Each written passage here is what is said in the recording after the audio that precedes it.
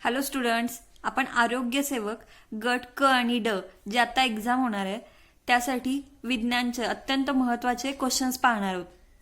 बघा, जे इथून मागे आरोग्य सेवकचे पेपर झाले त्यातील क्वेश्चन्सचं अनालिसिस करूनच मी हे क्वेश्चन्स निवडलेत.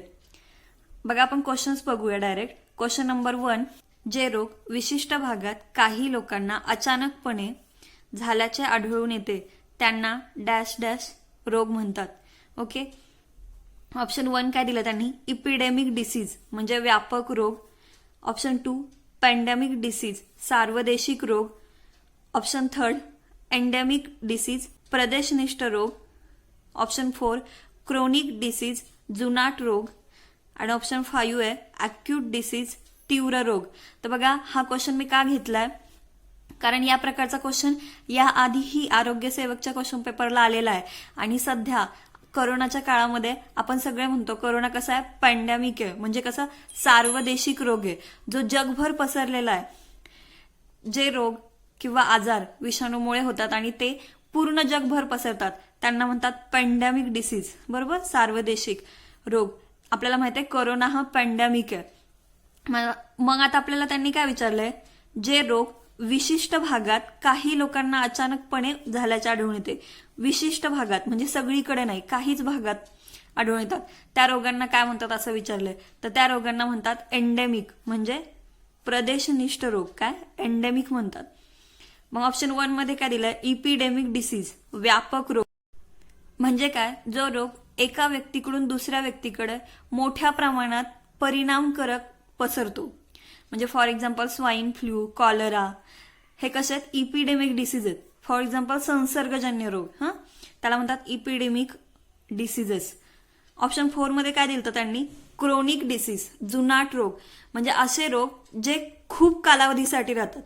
फॉर एक्झाम्पल मधुमेह, डायबिटीस ते शरीरामध्ये जास्त काळासाठी राहतात, त्यांना म्हणतात क्रोनिक डिसीज जुनाट रोग. आणि ऑप्शन 5 आहे अॅक्यूट डिसीज तीव्र रोग म्हणजे काय? जे रोग फार कमी काळासाठी राहतात. स्वाईन फ्लू, कॉलरा असेच रोग जे कमी काळासाठी राहतात, त्यामुळे एकतर रोगी दगावतो किंवा तो पटकन बरा होतो, त्यांना काय म्हणतात? अॅक्यूट डिसीज तीव्र रोग. तो तुम्हाला ह्या प्रश्नाचं आन्सर कळालंय? जे रोग विशिष्ट भागात काहीच भागात आढळून येतात त्यांना म्हणतात एंडेमिक डिसीज प्रदेशनिष्ठ. त्याचं जर एक्झाम्पल बघाल तर ते हत्ती रोग हा फक्त केरळमधील काही जिल्ह्यामध्ये आढळून आलाय. ओके, या प्रश्नाचं करेक्ट आन्सर काय? Option number 3. पुढचा क्वेश्चन आपण बघूया. क्वेश्चन नंबर 2, जागतिक आरोग्य दिन केव्हा असतो? Option 1 5 April. Option 2 6 April. Option 3 7 April. Option 4 8 April. तर बघा, जागतिक आरोग्य दिन हा 7 एप्रिलला साजरा केला जातो. कधी? 7 एप्रिलला. आणि तो कुणातर्फे साजरा केला जातो? WHO world health organisation. World health ऑर्गनायझेशनचं हेडक्वार्टर कुठे आहे? जिनिव्हा, स्वित्झर्लंड या देशामध्ये. मग या वर्षी म्हणजे 2021 या वर्षी जागतिक आरोग्य दिनाची थीम काय होती हे सुद्धा एक्झामच्या दृष्टीने महत्वाचं आहे. म्हणजे करंट आणि सायन्स ह्या दोन्हीशी रिलेटेड क्वेश्चन आहे हा. जागतिक आरोग्य दिन कधी असतो? 7 एप्रिलला. कुणातर्फे साजरा केला जातो? World health Organization. त्याचं हेडक्वार्टर कुठं आहे? जिनिव्हा, स्वित्झर्लंडमध्ये. आणि 2021ची थीम होती building a fair healthier world म्हणजे मराठीत जर म्हणाल तर एक सुसंस्कृत आणि निरोगी जग बनवणे ही 2021ची जागतिक आरोग्य दिनाची थीम होती. हे सुद्धा एक्झामच्या दृष्टीने खूप महत्वाचं आहे. ओके, एक सुसंस्कृत आणि निरोगी जग बनवणे. तर ऑप्शन नंबर 3 या प्रश्नाचं काय करेक्ट आन्सर आहे. पुढचा क्वेश्चन आपण बघूया. क्वेश्चन नंबर 3, मॅक्रोफॅगस आणि पांढऱ्या रक्तपेशी म्हणजे white blood cell dash dash नावाने रसायन स्रावतात जे की विषाणूपासून संरक्षण देतात. म्हणजे मॅक्रोफॅगस आणि पांढऱ्या रक्तपेशी. बघा, पांढऱ्या रक्तपेशींना आपण काय म्हणतो? श्वेत रक्तपेशी किंवा काय म्हणतो आपण त्यांना? सैनिकी पेशी. बरोबर, ज्या काय करतात? विषाणूविरुद्ध लढतात. मग मॅक्रोफॅगस आणि पांढऱ्या रक्तपेशी असं कोणतं स्रावतात किंवा रसायन स्रावतात की जे काय करतात? विषाणूपासून संरक्षण देतात. असा क्वेश्चन विचारलाय. Option number 1 interferon, option 2 histamine, option 3 heparin आणि ऑप्शन 4 अँटीबॉडी. तर बघा मॅक्रोफॅगस आणि पांढऱ्या रक्तपेशी इंटरफेरॉन जे ऑप्शन नंबर 1 मध्ये दिलंय त्या नावाने प्रथिन आहे, हे इंटरफेरॉन प्रथिन आहे, ते रसायन स्रवतात जे विषाणूंपासून काय देतात, संरक्षण देतात. ऑप्शन नंबर 1 याचं काय करेक्ट आन्सर आहे. हिस्टामाइन कधी स्रवलं जातं, ज्या भागावर सूज आली तिथे हिस्टामाइन हे रसायन स्रवलं जातं. आणि हिपॅरिन कशासाठी असतं, शरीरात रक्त गोठू नये म्हणून. आणि अँटीबॉडी हे सुद्धा प्रथिन आहे. ते कधी होतं, जेव्हा आपण एखाद्या विषाणू विरुद्ध लढण्यासाठी शरीराला लस देतो तेव्हा आपलं शरीर काय करतं, अँटीबॉडीज तयार करतं. ओके, म्हणजे ऑप्शन नंबर 1 या प्रश्नाचं काय करेक्ट आन्सर आहे. आता पुढचा क्वेश्चन आपण बघणार आहे, क्वेश्चन नंबर 4. जीवाणू विषाणू शरीरात शिरल्यापासून ते रोगाची लक्षणे दिसू लागेपर्यंतचा काळ म्हणजे डॅश डॅश काळ होय. बघा जीवाणू विषाणू शरीरात शिरल्यानंतर जेव्हा रोगाची लक्षणं दिसायला लागतात तोपर्यंतचा जो काळ असतो त्याला म्हणतात अधिशयन काळ किंवा इन्क्युबेशन पिरियड. ओके, म्हणजे विषाणू शरीरात आल्याबरोबर, आता आपल्याला करोनाचंच आता आपण बघितलं, जरी करोनाच्या पेशंट बरोबर किंवा करोनाच्या विषाणूचा संपर्क आला तर लगेच त्याची लक्षणं दिसत नव्हती, कधी कधी 1, 2, 3 दिवसांनी दिसत होती. मग ती लक्षणं दिसेपर्यंतचा जो काळ असतो त्याला म्हणतात अधिशयन काळ किंवा incubation period. Okay, option number 1 या प्रश्नाचं काय करेक्ट आन्सर आहे. पुढचा क्वेश्चन आहे बघा, क्वेश्चन नंबर 5. कोणत्या जीवनसत्वाच्या अभावामुळे स्कर्वी नावाचा रोग होतो. Option 1 retinol, option 2 कॅल्सिफेरॉल, option 3 ascorbic आम्ल, ऑप्शन 4 टोकोफेरॉल. तर बघा स्कर्वी हा रोग व्हिटॅमिन सीच्या अभावामुळे होतो. मग व्हिटॅमिन सीचं सायंटिफिक नाव काय, ॲस्कॉर्बिक आम्ल, ॲस्कॉर्बिक ऍसिड. ऑप्शन 3 या प्रश्नाचं काय करेक्ट आन्सर आहे. मग रेटिनॉल हे कोणत्या व्हिटॅमिनचं सायंटिफिक नाव आहे, व्हिटॅमिन ए. व्हिटॅमिन एला रेटिनॉल म्हणतात.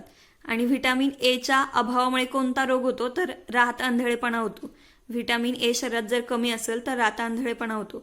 कॅल्सिफेरॉल याचं हे व्हिटॅमिन डीचं सायंटिफिक नाव आहे कॅल्सिफेरॉल. व्हिटॅमिन डीला कॅल्सिफेरॉल म्हटलं जातं. आणि याच्या अभावामुळे लहान मुलांना मुडदूस होतो आणि मोठ्या माणसांना अस्थिमृदुता. ओके, आणि हा आहे टोकोफेरॉल म्हणजे व्हिटॅमिन ई. व्हिटॅमिन ईचं सायंटिफिक नाव काय, टोकोफेरॉल. तर बघा स्कर्वी हा रोग ॲस्कॉर्बिक आम्ल म्हणजे व्हिटॅमिन सीच्या अभावामुळे होतो. ऑप्शन 3 या प्रश्नाचं काय करेक्ट आन्सर आहे. आता पुढचा क्वेश्चन आहे बघा, क्वेश्चन नंबर 6. मद्यपानामुळे अल्कोहोलिझम डॅश डॅशचा अभाव निर्माण होतो. Option 1 thiamine, option 2 retinol, option 3 niacin, option 4 ascorbic आम्ल. तर बघा मद्यपानामुळे नायसिन जे ऑप्शन नंबर 3 मध्ये दिलंय त्याचा अभाव निर्माण होतो. नायसिन किंवा त्याला काय म्हणतात निकोटोनामाइड म्हणजे काय, व्हिटॅमिन B3. बघा जे व्हिटॅमिन बी आहेत त्याच्यामध्ये B1, B2, B3, B5, 7 आणि 9 आणि 12 व्हिटॅमिन आहेत बरोबर. त्यामध्ये B3ला म्हणतात नायसिन किंवा निकोटोनामाइड. ओके, आणि मद्यपानामुळे नायसिन किंवा निकोटोनामाइड म्हणजे B3 व्हिटॅमिन B3चा अभाव निर्माण होतो. थायमिन म्हणजे व्हिटॅमिन B1ला थायमिन म्हटलं जातं. याच्या अभावामुळे बेरी हा रोग होतो. थायमिनच्या अभावामुळे बेरी हा रोग होतो. रेटिनॉलच्या मी आत्ताच सांगितलं, रेटिनॉल म्हणजे व्हिटॅमिन ए, त्याच्या अभावामुळे रात आंधळेपणा किंवा झिरोप्थॅल्मिया म्हणजे काय असतं की डोळे कोरडे पडणे हा सुद्धा प्रॉब्लेम निर्माण होतो. आणि ॲस्कॉर्बिक आम्ल म्हणजे व्हिटॅमिन सी त्याच्या अभावामुळे काय होतो, स्कर्वी हा रोग आपण आत्ताच बघितलं. त्याचप्रमाणे नायसिन याचा अभाव निर्माण होतो ना मद्यपानामुळे किंवा निकोटोनामाइड म्हणता येईल, त्याला व्हिटॅमिन B3 होतं. मग याचा अभाव निर्माण झाला तर काय होतो, पेलाग्रा हा आजार होतो. काय होतो, पेलाग्रा. नायसिन किंवा निकोटोनामाइडच्या अभावामुळे पेलाग्रा हा रोग होतो. ओके,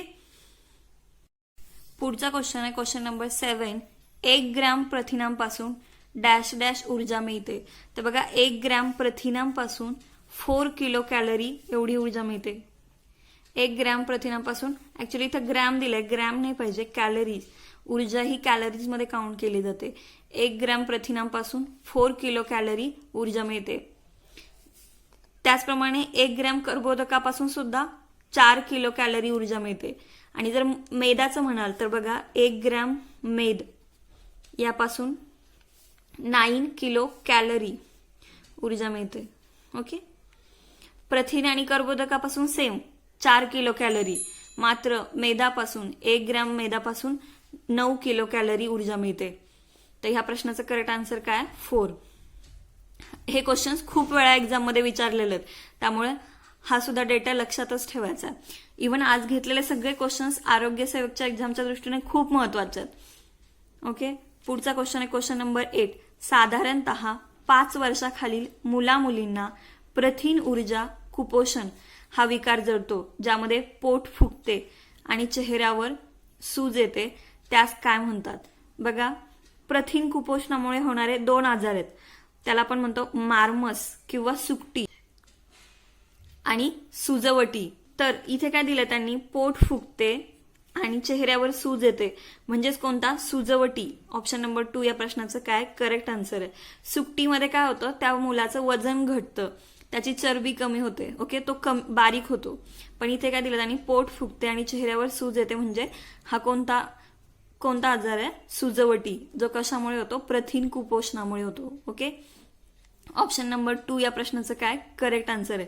खाली दिलंय बघा, मुडदूस, रिकेट्स हा सुद्धा लहान मुलांमध्ये होतो, पण व्हिटॅमिन डीच्या अभावामुळे.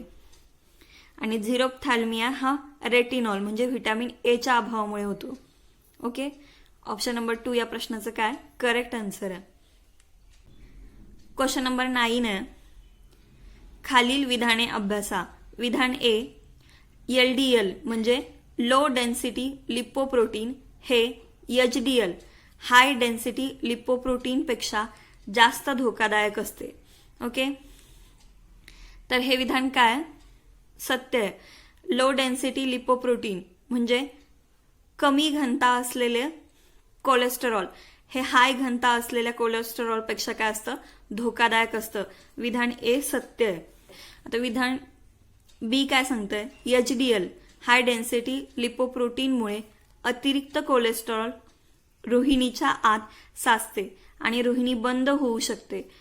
प्लांक तयार होऊन रोहिणी काठिण्य सुरू होऊ शकते. तर हे विधान असत्य आहे. मग का? तर बघा, रोहिणी काठिण्य किंवा त्याला आपण काय म्हणतो? धमनी काठिण्य हे HDL मुळे नाही, तर LDL मुळे होतं. कशामुळे होतं? LDL म्हणजे लो डेन्सिटी लिपोप्रोटीन. कमी घनता असलेल्या कोलेस्टेरॉलमुळे रोहिणी काठिण्य किंवा धमनी काठिण्य हा आजार होतो. ओके.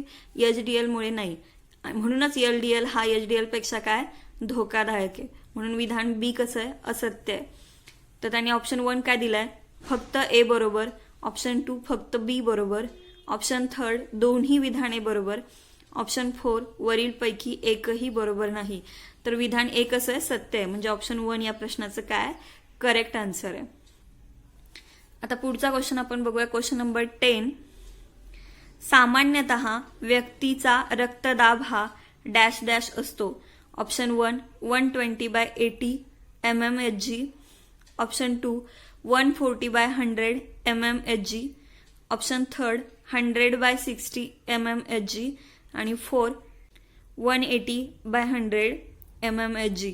त्याचं जे करेक्ट आन्सर आहे ते ऑप्शन नंबर 1. सामान्यतः व्यक्तीचा जो रक्तदाब असतो नॉर्मली तो 120/80 mmHg असतो. हा सुद्धा एक्झामला खूप वेळा क्वेश्चन विचारला. ओके. किती? 120/80 mmHg.